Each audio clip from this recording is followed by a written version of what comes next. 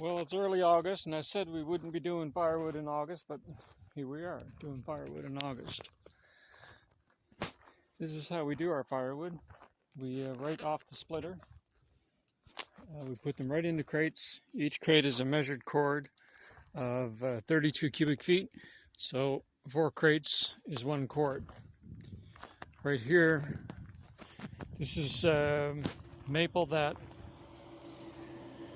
logs that were delivered there recently. They were cut down about 3 weeks ago, and we got a customer who's looking for 2 cords of green, and that's destined for them.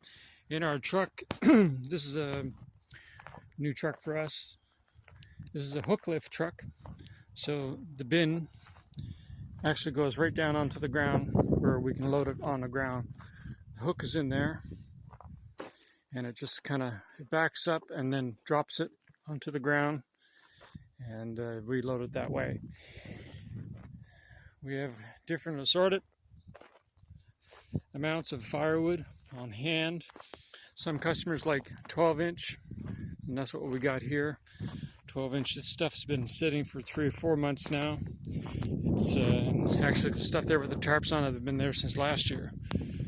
So we only have a couple of clients that want 12-inch stuff, but it's dry. And of course, you know, if you're stuck and you normally get 16, there's no reason why you can't burn 12. When it comes to 12-inch stuff, normally, like I said over here, these are 16 inches long. So 4 crates is 1 cord. Here, this stuff is 12 inches long. So I think it's either 5.5 or 6 crates we give. I have to do the math on it to be sure. But over here we have 14-inch. I think it's 5 crates, because the 14-inch we give 4.5 crates. Well, I have to figure that out now before I go any further. I had to go do some math. So the way it works with these crates that I have, they're 4 feet wide, they're 3 feet tall, and then whatever size we decide to stack into them. So it just so happens to work out with the math that for 12-inch long pieces, 4 feet, 3 feet, this one row is 12 cubic feet. So 12-inch in a 3x4 is 12 cubic feet. It just so happens for the 14-inch stuff, in a 3x4,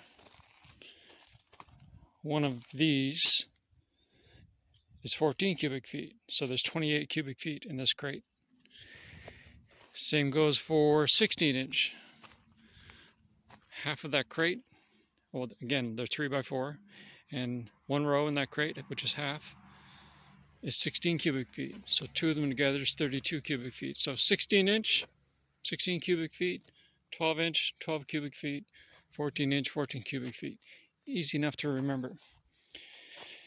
So a full cord of 12-inch stuff is 5.3 crates. So we'll probably give like 5.5 crates. We'll make 1 cord. And for the 14-inch, it's 28, so you're looking at 4.5. 28 cubic feet in a crate, so you're looking at 4.5 crates in 1 cord. And the 16-inch are 4 crates. Over here, when we split, if it's good wood, it all goes in for firewood for home heating. If it's got a bit of rot to it, we split it out, and then we put it in crates for campfire. We call it campfire grade. We have 3 grades: A grade, B grade, and C grade. C grade is campfire. B grade is home heating, air dried. And A grade is building way over there. It's our kiln. Guaranteed dry firewood. A grade, A number 1 quality. Again, this is campfire.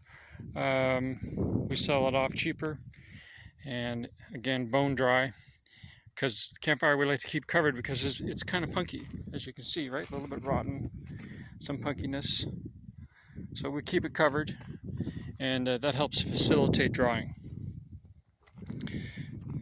These crates are to kindling. Every cord that we sell, we give a cubic foot of kiln dried or air dried kindling, depending on what the customer buys. Here are crates of ends, and there's a lot of them here. For this last batch of wood that we did, the logs were a little on the long side, so it produced a lot of end pieces. Crates range in size to, like these are 4x4x4, so it's a half cord. So I think we sell those for $60 a crate. So full cord of ends for $120. These crates here are 1/3 cord size, and I think we're selling those for $40 each. So again, $120 gets you 3 crates, which is by volume, it's a cord. So here we have some oddball softwood that shows up in log hardwood pile sometimes, and so we put that off, and some people buy that and they burn it in their campfires. Our processor is over there. It's a hacky-pilky, good little machine. Right now it's completely void and empty of all the equipment that's usually around it, because we've been doing some cleanup from the last load that we had come through. And usually there's 3 sections of log deck here, and then we line all our crates here for filling.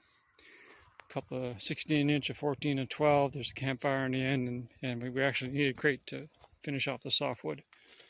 What we do is we split the logs, and as soon as we don't even run the conveyor. As soon as they come out of here, we pick them up, and into the crates they go. Now the thing with processing, at least I find with this kind of processor, great little machine. You can take up to about 12-inch logs, 12-inch diameter logs, and it'll cut and split them just fine. But you know, there's extra time involved in having to load the deck. You got to pick through the wood pile to get the logs that are the right size and right shape. So that's all time. And we're running a little experiment now over in the wood pile with the splitter and just a chainsaw. But honestly, you can crack out a cord and stack it just as quickly with a chainsaw and splitter with 2 people as you can with a processor and 2 people. And maybe even a little bit quicker with a chainsaw and splitter, because there's no fuss. You just chop, split it, and off it goes. Here we have a nice selection of hardwood, nice and dry. These are logs, they were 16 months old, and then this particular crate was probably been sitting here, I'd say about a month now. Over here is actually our house supply. I've been kind of sorting out the beech and gnarly maple that comes through the pile, and I've been saving this for our house, because when this stuff is dry, man, you want to talk about the heat that comes out of that. It's wicked. So that'll be for us, unless somebody needs it and they want to pay a premium for really hot, heat-producing firewood. So here's some more. This stuff is, you can see this was cut about a week ago, 2 weeks, well, about almost 10 days ago, I would think. This stuff was only put here about 5 days ago. But look at the cracking that's going on with it already. Again, these were logs from about 14, 16 months ago. Well on its way to being dry. And of course, this is the exposed side. It's a bit of a breeze, so it's going to dry quicker. But if you go inside, let's go in here to the middle. As you can see down, we try and keep them evenly spaced so that there's good airflow. And yeah, come along nice. Yep, so good stuff. Here we have some more. You can tell the difference in the color now. It's getting a little brighter, because this stuff was only put here about 4 or 5 days ago.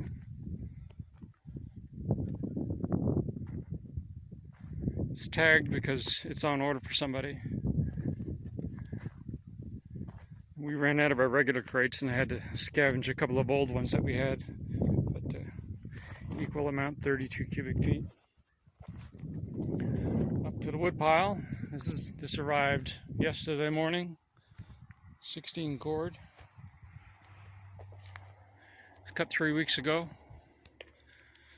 Locally, just not, well, up in Cape Breton, I guess. But as local as Cape Breton can be, not that far, about an hour, I guess. So that's fairly local. So yeah, the wife and I, the boss and I, have been at this in the mornings because we started about 7 or so until about 10. Because by 10 o'clock, it's wicked hot, like 27 degrees Celsius, and with humidity, it feels like 40.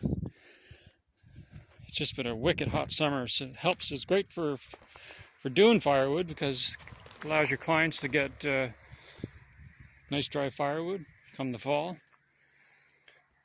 Some big stuff in this, and I think this is the other reason why we decided to tackle this load with just the chainsaw, because most of it will not go through the processor. So I'd say less than 50% for sure will go through the processor. So rather than all the time sorting and picking, and we just said, oh, hell with it, we'll just grab the chainsaw, start bucking it up, working off the pile. Of course, the old Easton made is the 1222. I think it's a 2018 model, one of their earlier models. Great little unit. Although I do find that when it gets on hot days like today, come 10 o'clock or so, it starts to slow down. Now maybe it's because of hydraulics, everything's starting to getting really hot. Because in the wintertime, I don't notice it. You can run this all day long and it doesn't slow down at all. But in hot weather like we've been having lately, I find that it slows down a lot. And by slow down a lot, meaning, you know, at 3/4 of what it normally cuts at. If you're curious about this, I blew a hole in the filter cover, and I blew another one there.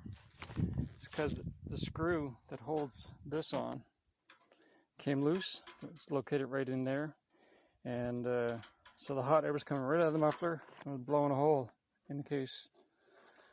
So I just took a piece of metal and rivet something on just to keep it temporary. I mean, it needs to be replaced. It doesn't have to be, because it doesn't really have an effect on overall function of it,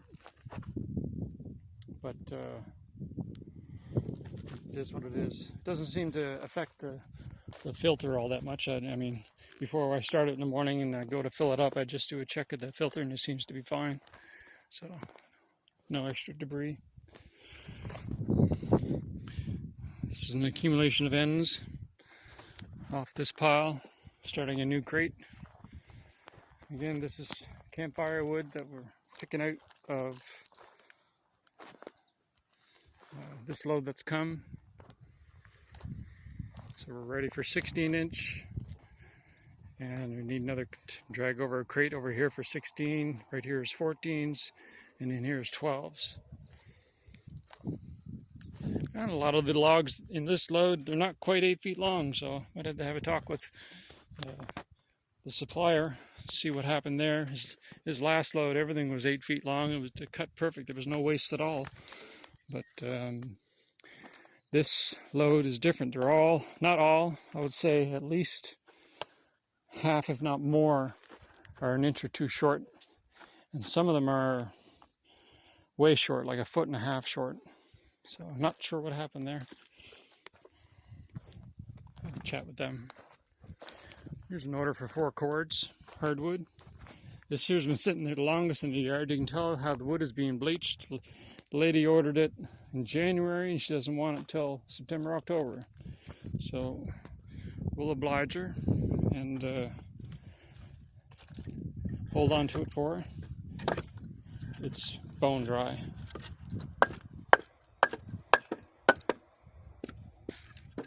It's gonna have some good heat this winter, that's for sure. I bet you if we were to crack into that, it would probably show less than 20% moisture, which is ideal for firewood. And that's about it. That's our wood yard. August 2022. I'm going to try not to do that much firewood in October, in August, because it's just too hot. So maybe wait for cooler weather. All the client orders are done. So I just need to get some spares in place so that, because there's always those last minute callers who either forgot or people who just moved here and they bought a house and no wood came with it, or not enough wood came with it. So we're happy to oblige if we have it here for them. And if it's not air dried, we can always put it in the kiln. All right. Have a good day.